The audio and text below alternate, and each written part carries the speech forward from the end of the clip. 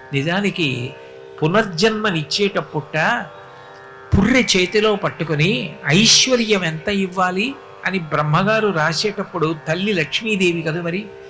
శ్రీ మహావిష్ణువు యొక్క నాభికమలంలోంచి పుట్టారు కాబట్టి లక్ష్మీదేవి తల్లి. ఆవిడక్కడ పెద్ద ఆసనం మీద కూర్చునుంటే ఆ పుర్రె పట్టుకుని పేరు చదువుతాట. అమ్మా, ఈ పుర్రె గత జన్మలో ఫలానా వారిది, ఈ జన్మలో మళ్ళీ దీన్ని పంపిస్తున్నాను, పుడుతోంది, దీనికి ఎంత ఐశ్వర్యం ఇమ్మంటావు అని అడుగుతాట. గత జన్మలో ఏం చేశాడు అని అడుగుతుందట అమ్మవారు. కబుర్లు చెప్పిన వాడికి కాదు అమ్మవారు ఇచ్చేది, ఇలా పెట్టినవాడు ఎవరున్నాడో వాణ్ణి చూస్తుందట అమ్మవారు. ఆవిడ పేరు చెప్పగానే ఆవిడ సర్వజ్ఞ, ఆవిడికి తెలియదు వాడా ఎంత చేశాడ్రా అని. ఒక్కసారి కనుబొమ ఇలా పైకెత్తుతుందిట. నేను వాడికి ఇచ్చాను, వాడు సమాజానికి అంత పెట్టాడు, ఎంత